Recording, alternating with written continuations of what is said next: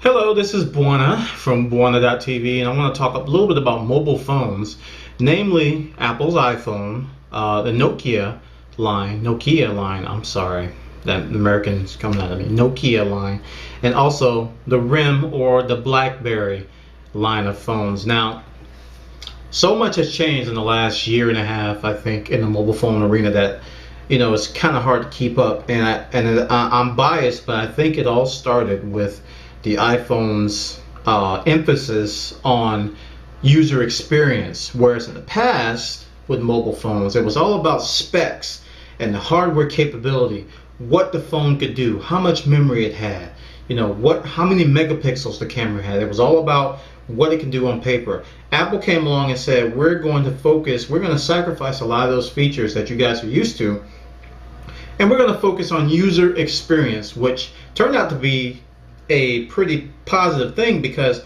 reports came out today that Apple now has 17% of the smartphone market, and it is the second most purchased phone only to the Motorola Razr, and that is a little over a year's time in the market. So they're doing something right.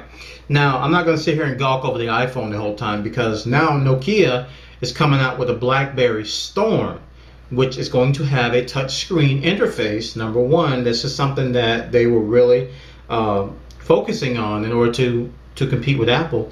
But I read today that they're actually going to come out with an app store or an application purchasing area right from the phone. Now, when I did my iPhone reviews, I was, that was one of the things that I really praised Apple about, because with previous phones, you would have to go to 10 different websites in order to find, say a productivity application, if you want to email, calendaring, and contacts, if you wanted a better program for that.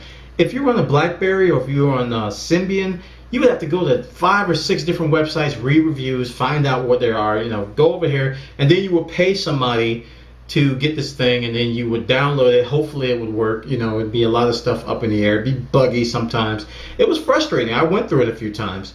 So I was real happy to see that Nokia is coming out with that. Also, Google's Android phone. I did a blog post about the new T-Mobile G1, and they're also going to have an app store. They also have touchscreen interface. So now we're seeing a shift of focus from hardware specs, hardware capability, to does the user actually enjoy using the phone? Are they going to sit there and use their phone? Because I gotta say, ever since I got my iPhone, this is the most I've ever used a phone since I got my iPhone, because the user experience is pleasant most times when it's not crashing, but that's a whole different story.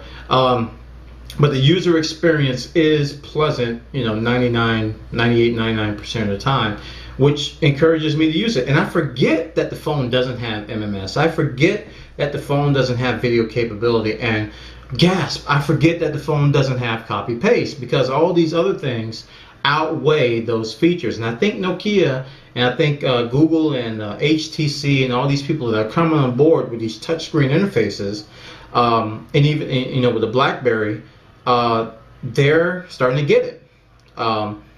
Nokia's coming out with touchscreen, BlackBerry's coming out with touchscreen, HTC has a touchscreen, and all these things are focusing on the user experience and not necessarily the specs. So this is my rant about mobile phones today, and it all came to light when Apple announced, or the numbers came out about the iPhone, about how much of an impact it's made, and I see all these companies scrambling to adjust to compete to it. Alright, this is Buona from Buona.tv. That is my rant on mobile phones and other stuff.